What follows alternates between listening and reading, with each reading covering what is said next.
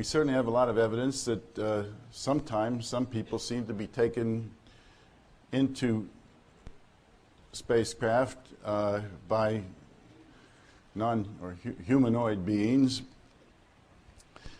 But is it always that? Aren't there sometimes contacts, at least that's true in my experience with this population, many instances where there's a presence, energies, light,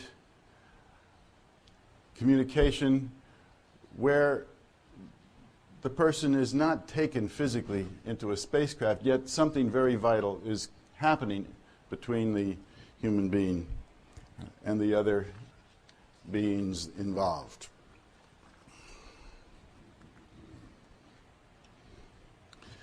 Why is this happening?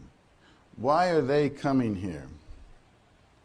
Now, the question, Angela raised the question earlier today, well, they're not here to save us, or they're not doing it anyway. And that's right, but there may be another way of thinking about it.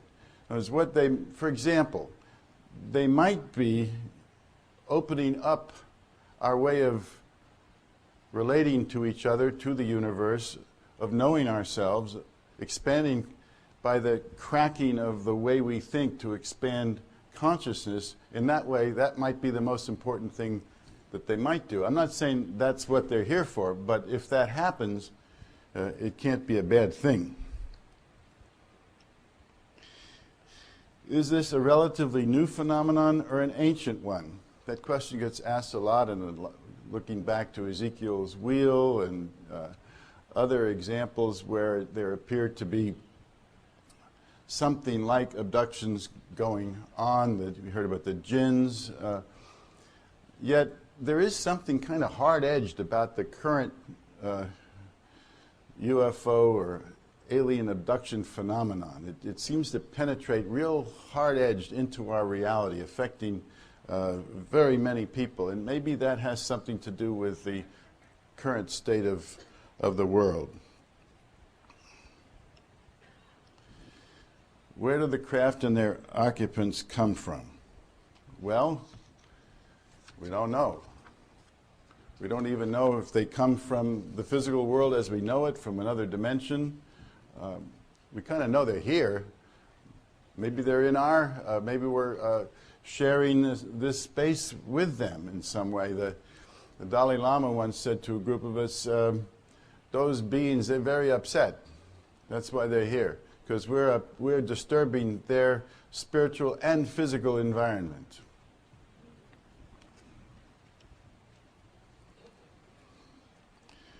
What are the beings' intentions?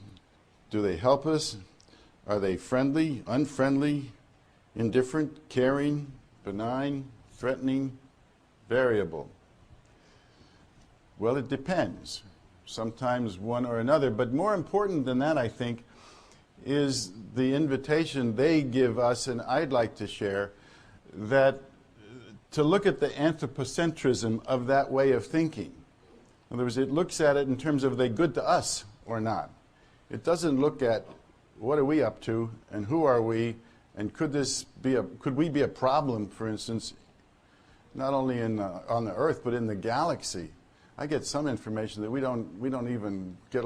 The galaxy doesn't think very well of us. I mean, our reputation is extended quite far.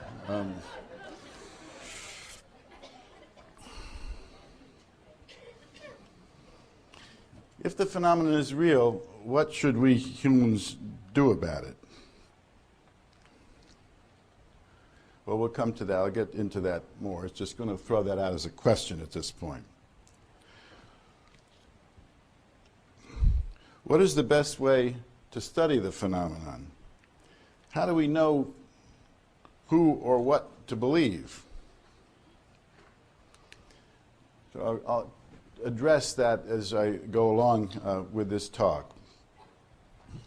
But I want to get into now this the question of the problem of getting this accepted, or having people, as the last speaker said, when they ask the question, to at least look at the data, at least be willing to open their minds to what's there. What what closes people's minds, or what's the problem with this subject? Now, we all have many thoughts about that, but I wanted to lay out some of my own ideas. All right, I just pushed it. Okay, there we are. Why isn't the reality more generally accepted? What are the resistances? Blanket denial, variously motivated. It's widespread. Just, I don't believe it. Doesn't matter what you tell me. You know, it's not possible, and let's not even talk about it. Now, this one's more interesting. If UFOs exist, but the idea that strange beings are abducting people is beyond believing. Now, you've heard about my Harvard entanglement. The committee that investigated me for 15 months in 94 and 95, and I don't talk about it a lot, but in this context, I think it's worth thinking about a little bit, or telling you a little bit about what I mean, why I'm bringing this in here. At one point in the, well, even at the very beginning, when the Senior Associate Dean for Academic Affairs handed me the letter telling me that there had been some questions raised, probably by wealthy alumni, about what I was doing and so forth, he said, you know, John, if you, and we were pretty good friends, he said, you know, if you had just said you'd found a new psychiatric condition that we don't know the cause of, you'd have been okay. It's because you said it meant we might have to think about reality differently that you got into trouble. Now, he didn't realize that by saying that, he was coming from the assumption that our knowledge of reality is fixed, and that if you do anything to shake that up, that's deviance or heresy or whatever the words we have for those things. At one time, in the course of the case, the lawyer for the president of Harvard said to my lawyer, well, what do you think it's like for the dean of the Harvard Medical School to watch on Oprah Winfrey one of his professors saying that little green men are taking men, women, and children into space? Now, I don't think the dean of the Harvard Medical School ever watched Oprah Winfrey, nor have I, of course, ever referred to any of these beings as little green men.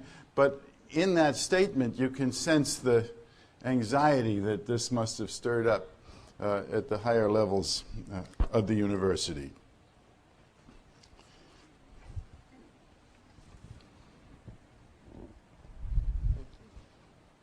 Something just got removed from my... No, that's fine. I trust your motives here.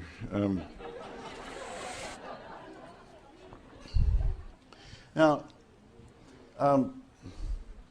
some people may accept a lot of things, but somehow this phenomenon crosses a boundary for them. It just goes beyond what they can believe. I've seen that with this. I've seen that also with the crop circles.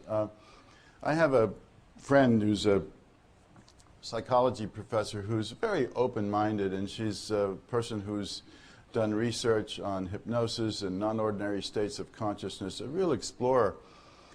And she totally didn't believe in this whole crop circle thing, and she'd heard a little bit about it. So I showed her some of the pictures, and she looked at that, and she said, I've got no place to put that. Now, she was being honest, because what she was doing was she was acknowledging the way a worldview prevents anything new from coming in.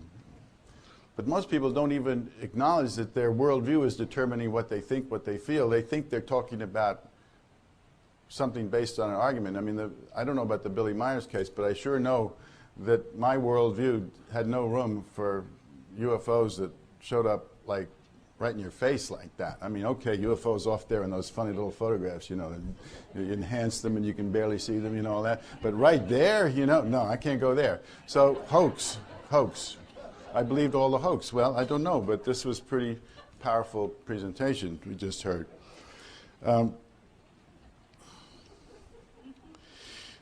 The evidence is not sufficient.